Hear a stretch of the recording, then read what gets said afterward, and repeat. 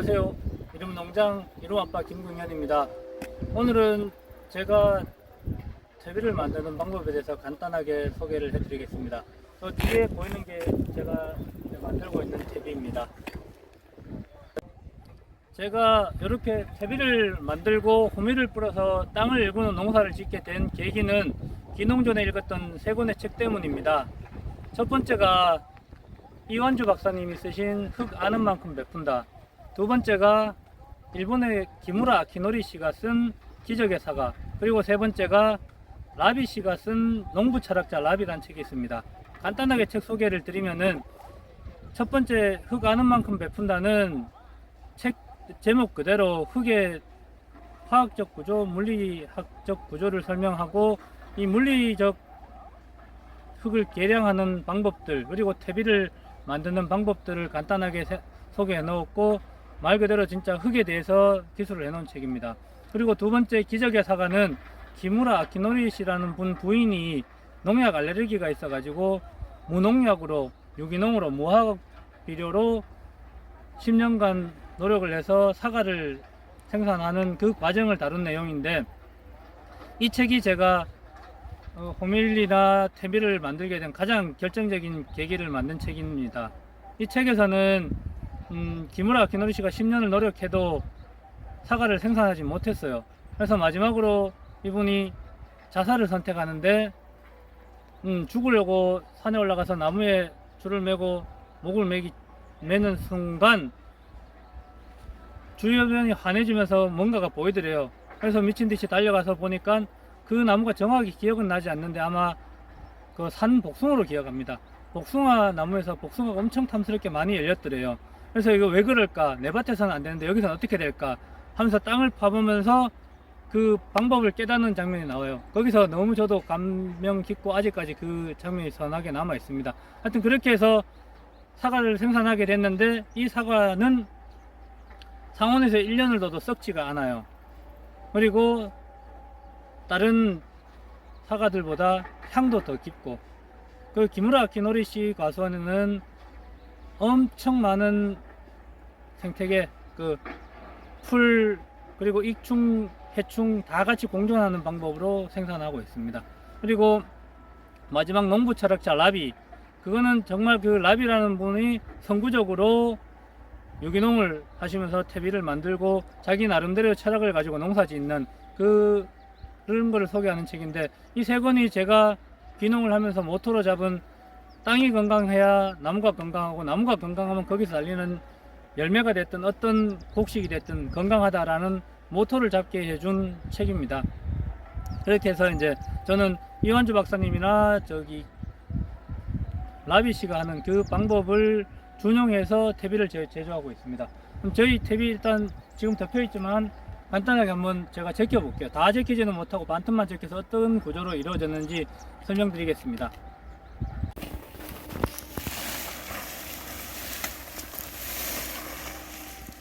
여기 와서 진짜 보시면은 따뜻한 기온이 올라옵니다.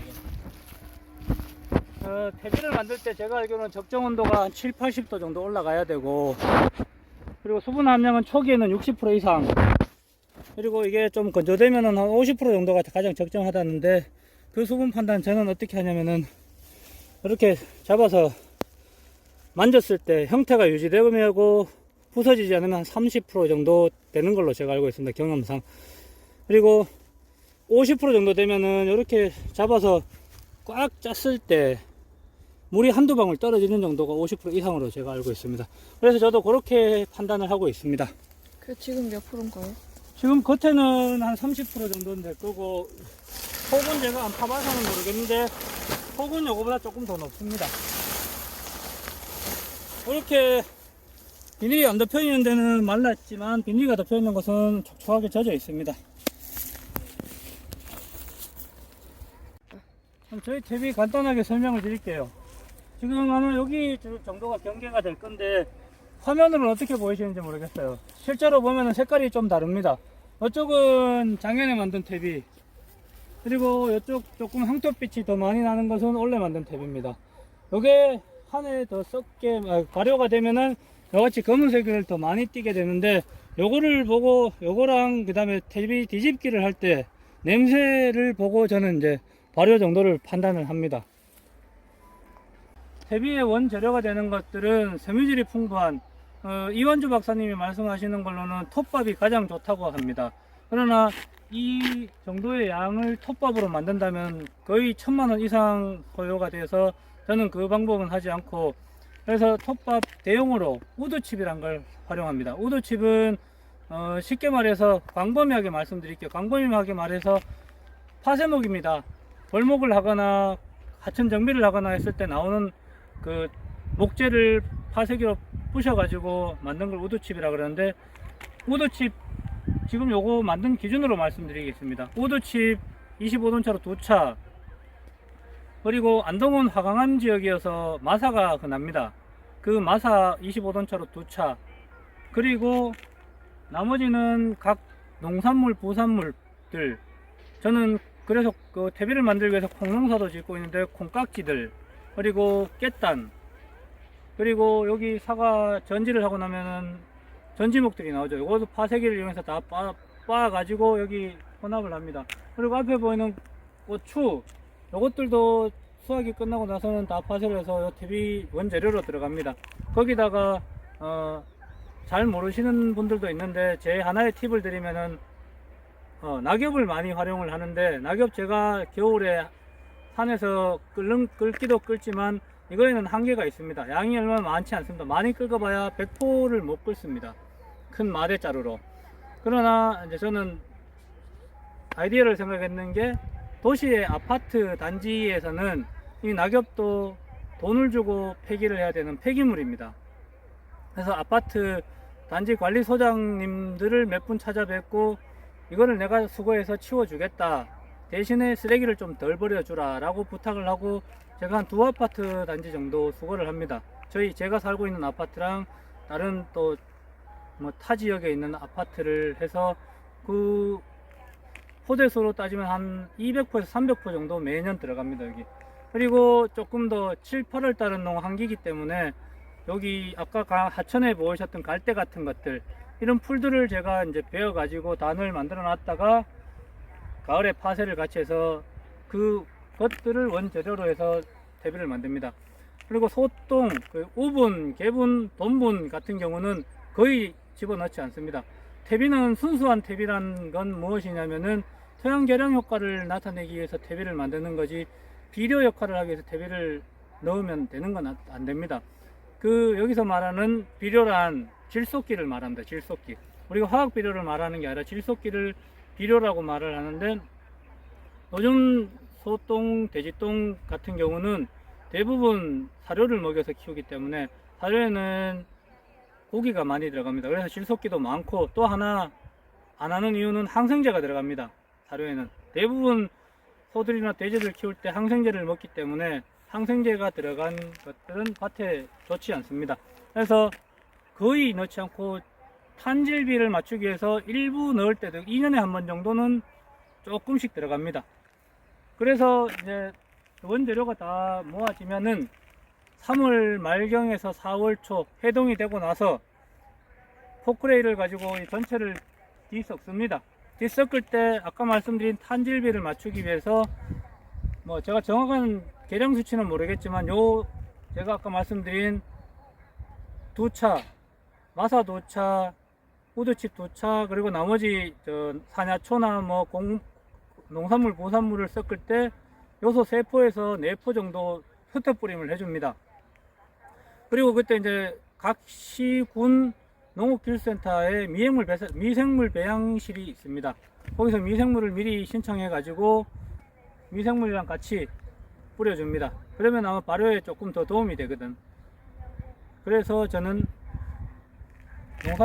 농업기술센터를 활용하고 있습니다. 이렇게 해서 뒤집기를 다 하고 모양을 갖춰 놓습니다. 이렇게. 그런데 단 하나, 아까 말씀드렸는 것 중에 하나, 수분을 못 맞춥니다. 이 많은 양의 50%, 60% 수분을 맞추기 위해서는 큰 25돈 물차가 와서 맞춰야 되는데 그거는 현실적으로 불가능하기 때문에 저는 일단 형체를 갖춰 놓고 끝 모양을 화산 모양으로 이렇게 엄폭 파이게 만들어 놓습니다. 그러면은 비가 왔을 때 비가 고여서 그 수분이 자연적으로 스며듭니다. 그래서 큰 비를 한번 맞추고, 그러고 나서는 여기 같이 비닐을 덮고 그 위에 차광망을 덮어서 최종 요 형태를 짓고 마무리를 지어 놓습니다. 요 비닐을 덮는 이유는 수분 증발도 막아주고, 그리고 수분이 더 이상 들어가는 것도 막아줍니다. 수분이 너무 많은 80%, 70%, 80%가 넘어가 버리면은 현기성 마루가 돼가지고 퇴비가 안 되면 흔히 말해서 그냥 썩습니다. 그리고 발효도 안 되고, 그렇게 해서 수분이 더 침투하지 못하는 역할도 해주고, 그리고 기존에 함수하고 있던 물을 증발시키지 않는 역할을 해줘서 적정한 수분을 맞춰주는 역할을 합니다, 비닐은. 그리고 또 하나는 보온 역할. 중심 온도가 제가 공부했을 때 정확히 기억은 나지 않지만 한 70도, 80도 정도가 돼야 됩니다. 70도, 80도가 되면은 자풀씨들이 발화를 못하고 고사한다 그러더라고요. 그 온도 정도가 되기 때문에 비닐을 덮어서 더 보온 역할을 해주는 겁니다. 아까 화면으로는 안 느껴지지만 비닐을 제꼈을 때 더운 기운이 확 느껴집니다. 여기 겉에 온도가 최소 40도에서 50도 정도 된다는 얘기고, 그 속은 더 온도가 올라갑니다. 그리고 온도가 너무 높으면 또 안 되고, 그래서 차광망을 씌우는 것도 있고, 차광망 역할은 또 하나, 비닐이가 비싸거든요. 이렇게 크게 비닐을 구입할 수도 없고, 일반 철물점에 파는 비닐은 1년을 못 갑니다. 한 2달 정도만 덮어버리면 햇볕에 다 싹아 없어집니다. 그래서 이 비닐도 하우스 비닐로 구해가지고 비닐이 좀 덜 쌌게 차광망을 덮어서 보호하는 역할을 합니다. 그렇게 차광망까지 덮어주면은 1차 뒤집기가 끝납니다. 책에서는 퇴비를 최초 만들고 나서 15일 이내에 한번 뒤집기를 해주면 가장 좋다고 그러는데, 현실적으로는 좀 불가능합니다. 왜냐면 다 경제적 비용이 들기 때문에. 저는 그래서 최종 1년에 5번 정도 뒤집어 줍니다. 첫 번째가 3월 말에서 4월 초, 두 번째가 5월에서 6월 초, 그리고 무더위가 시작되기 전 7월 달, 그리고 무더위가 끝난 9월 달, 그리고 밭에 살포하기 직전인 10월 초, 이렇게 해서 5번을 뒤집기를 하고 11월 초 사과 수확이 끝남과 동시에 고밀씨를 뿌리고 퇴비를 살포하고 노타리 경운을 하고 1년 농사를 마무리합니다. 그러면 퇴비의 이제 역할이 뭔지 다시 한번 말씀드리겠습니다. 제가 퇴비에 똥 종류를 잘 안 넣는 이유는, 아까 말씀드렸듯이 퇴비는 순수 말 그대로 토양 구조 개량하는 효과와, 그리고 토양의 미생물과 미량 요소를 공급하는 목적이 주입니다. 우리 비료 성분은 보통 제가 정확하게는 모르겠는데 16가지 정도로 알고 있습니다. 질소, NKP가 거의 대부분이고, 그 나머지 미량 요소 조금씩 들어가 있는데 그 외의 미량 요소는 공급을 할 수가 없습니다. 그러나 이 퇴비에서는 미생물들이 그 미량 요소를 엄청 많이 분해를 해서 만들어 줍니다. 이걸 뿌려주면은 미량 요소를 사과나무가 그대로 이용을 할 수가 있죠. 보통 토양 유기물 1g당 한 2억에서 10억 마리 정도의 미생물이 존재해야 되는데, 유기물이 없는 일반 토양에서는 한 5만 마리 정도, 1억 마리가 안 되는 걸로 알고 있습니다. 그래서 보통 유기농 인증받을 때 유기물 함량을 2%에서 5%, 2% 이상으로 알고 있는데, 그 정도만 돼도 가능하다라고 해서 그렇게 하는데, 저희 밭은 제가 이제 퇴비를 만들고 원래 5년째 만들었으니까 3번 밭에 뿌렸고, 저는 그나마 복 받았던 게 저희 아버지 나름의 방식으로 30년 가까이 퇴비를 제조하셔가지고 밭에 뿌렸어요. 아버지는 어떻게 하셨냐면, 봄철에 저희 뒤에 산에도 지금 많이 있는데 참나무 싹이 이 정도 큽니다. 1m 정도. 그런 풀들을 다 베어 가지고 작두 가지고, 예전에 작두로 잘라 가지고 그거와 인분, 예전 시골은 전부 다 포세식이니까 그 인분과 소똥을 섞어 가지고 퇴비를 만드셨어요. 그렇게 해서 계속 밭에 살포를 하셨고, 저도 여기 인분을 넣으려고 한번 알아봤었는데 지금 현실 구조상 인분은 법적으로 할 수 있는 방법이 없더라고요. 그래서 저는 인분은 포기를 했고 그 대용으로 이제 소똥을 2년에 한 번씩 조금 넣습니다. 그러면은 실질적인 효과가 어떻게 나는지 밭에 가서 한번 보겠습니다. 따라오시죠. 자, 여기는 저희 과수원 아닙니다. 저희 과수원을 처음에 조성할 때 어떻게 했냐면 여기는 옛날에 하천이었습니다. 하천 강짜갈 위에 모래가 있고 거기 위에 저희 아버지께서 마사를 한 40cm 정도 넣어 가지고 밭을 조성했습니다. 그거 조성하고 여기 한 20년 가까이 저희 아버지가 퇴비를 넣었으니까 어떻게 그 마사가 바뀌었는지 한번 보겠습니다. 그 전에 저는 나름 원칙이 하나 있습니다. 골 간으로는 기계가 SS기 등 기계가 다니지만 골 사이로는 어떤 중장비도 다니지 않습니다. 왜냐면 골 사이로는 어쩔 수 없이 중장비가 다닐 수밖에 없는 요즘 농사지만 이쪽으로는 뿌리가 가장 활발하게 움직일 수 있게 하기 위해서 그 다져짐을 방지하기 위해서 못 다니게 하고 있습니다. 그리고 저도 안 다니고. 그럼 저희 어떤지 한번 보시죠. 자, 파보겠습니다. 여기에 마사를 넣었는데 마사가 이렇게 시커멓게 바뀌었습니다. 이건 누가 봐도 그냥 건강한 땅이라고 보입니다. 그리고 그냥 손으로 파도 파집니다. 여기 밑에는 이제 원 마사가 나오죠. 이렇게 파면은 저희 땅에는 지렁이가 엄청 많이 있습니다. 여기도 지렁이가 있고 여기도 지금 지렁이가 있고 잘 보시면은 지렁이 새끼들도 보이는데 제가 지금 찾을 수 있을런지 모르겠습니다. 여기도 지렁이가 있고 지렁이가 하여튼 엄청 많습니다. 하얀 새끼들 지렁이가 많이 보이는데 화면으로는 지금 담을 수 있을지 모르겠습니다. 이렇게 퇴비를 넣어 가지고 30년 가까이 아버지가 만든 퇴비를 직접 넣으니까 저희 밭 어디를 파더라도 지렁이들이 다 나옵니다. 여기도 나오고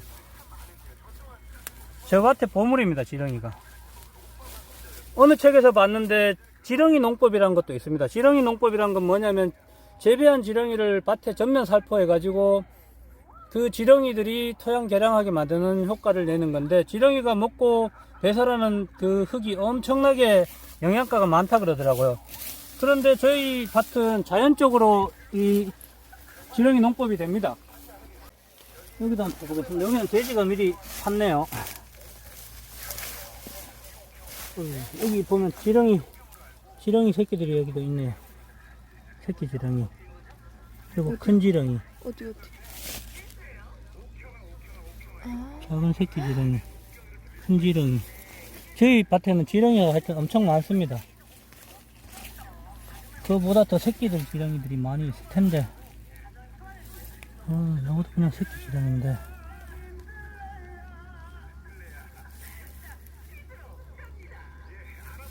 저희 밭은 두더지도 또 엄청 많아요. 여기도 두더지 구멍인데 두더지들이 엄청 많은데 두더지를 퇴치하려고 저도 해봤었는데 두더지가 나쁜 역할만 할까 싶어가지고 나쁜 게 있으면 좋은 것도 분명히 있더라고요. 그래서 그냥 두더지랑 같이 살아갑니다.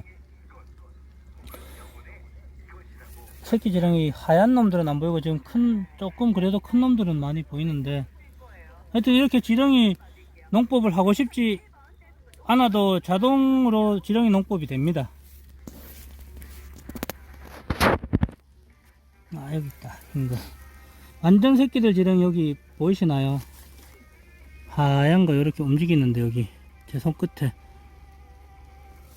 하얗게 움직이는 거 요거 여기 지금 다 새끼 실지렁이입니다. 실지렁이 얘들이 다 커서 나중에 이제 큰 지렁이가 되는데 이렇게 하여튼 토양 내 미생물 뿐 아니라 토양 내 생물들이 엄청 많이 활발하게 살아가고 있습니다. 저희 밭은 제가 전에 한번 3년 전인가 토양 검증을 했을 때 유기물이 3.6% 나왔었거든요. 그러고는 안 했는데 이 정도 되면 그 정도 안 될까 싶네요. 완성 복구를 해놓고 땅이 이렇게 건강하고 제 나름대로의 방법으로 퇴비를 만들어서 3년째 넣고 있어요. 한 4년, 5년, 2년 뒤부터는 효과가 더 나지 않을까 싶습니다. 저는 그렇습니다. 화학 비료나 뭐 다른 방법으로 하면 빨리 갈 수는 있지만 정확하게 갈 수는 없다고 생각합니다. 저는 늦지만 한 발 한 발 정확하게 확실하게 딛고 가는 방법을 선택했습니다. 그게 바로 땅을 일구어서 거기에 자라는 농작물을 건강하게 만들고 그 농작물이 건강하면 당연히 거기에서 나오는 농산물은 건강합니다. 우리도 엄마가 건강하면 애가 건강할 확률이 훨씬 더 높듯이 그렇게 천천히 가는 농사를 짓고 싶습니다. 요즘 농사도 다 농산업으로 바뀌고 있는데 농산업이 되면은 빨리 가고 대량화, 규모화가 될 수는 있습니다. 그러나 농산업 그리고 자본주의 논리로 농사가 변하면은 건강한 먹거리가 있을 수는 없습니다. 누구나 안심하고 먹을 수 있는 건강한 먹거리를 생산하기 위해서 농사를 지어야 됩니다. 저는 끝까지 농사를 짓는 그런 농부가 되고 싶습니다. 천천히 가지만 확실하게 한 발을 가더라도 확실하게 가는 방법을 선택했습니다. 지켜봐 주시고 응원해 주십시오. 이름 농장 이름이 아빠 김동현이었습니다. 감사합니다.